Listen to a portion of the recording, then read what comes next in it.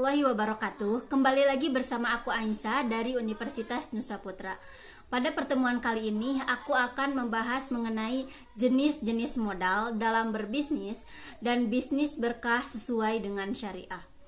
Oke, baik, yang pertama jenis-jenis modal dalam berbisnis.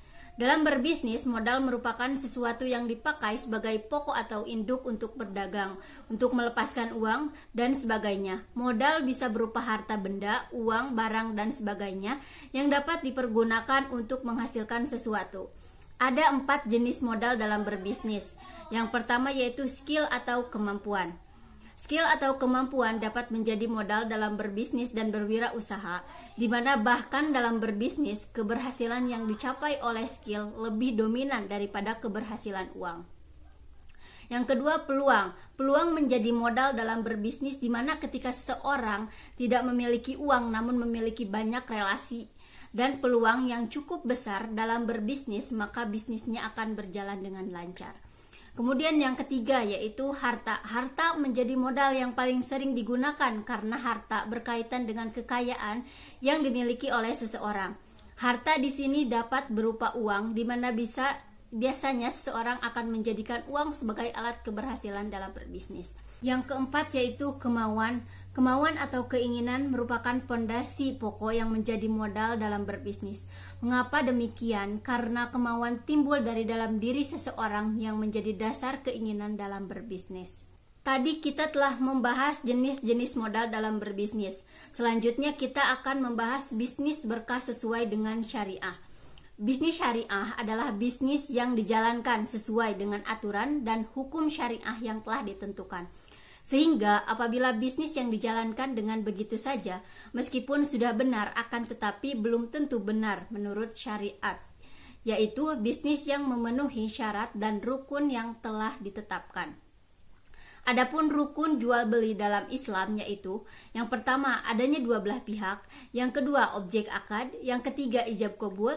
Dalam bisnis syariah diwajibkan adanya indikator berkah, yang dimana itu artinya bertambahnya kebaikan dengan mendapatkan pahala untuk akhirat.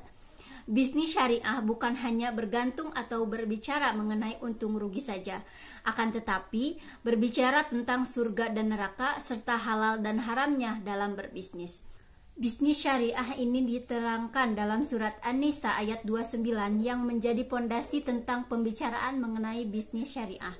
Dalam surat tersebut Allah bersabda, "Wahai orang-orang yang beriman, janganlah kamu memakan harta orang lain atau sesamamu dengan cara yang batil."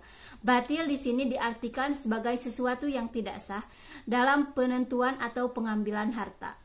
Contohnya, apabila seseorang mengambil sebuah motor dengan cara kredit menggunakan jasa leasing, yang dimana di dalam leasing itu terdiri dari 2 akad yang digabungkan, yaitu akad sewa dan akad jual beli. Dalam hadis Rasulullah SAW melanggar 2 akad yang digabungkan sehingga mengakibatkan akad tersebut menjadi batal.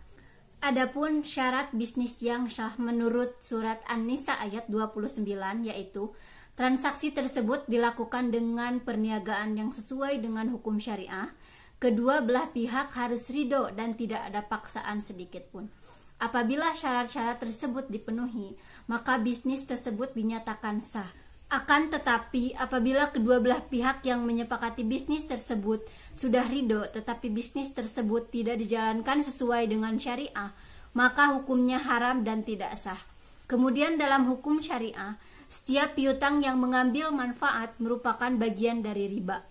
5 bagian penting dalam membangun bisnis syariah yaitu: yang pertama, pondasi bisnis syariah; yang kedua, membentuk perusahaan syariah; yang ketiga, ketenaga kerjaan syariah; yang keempat, permodalan syariah; dan yang kelima, transaksi-transaksi bisnis syariah.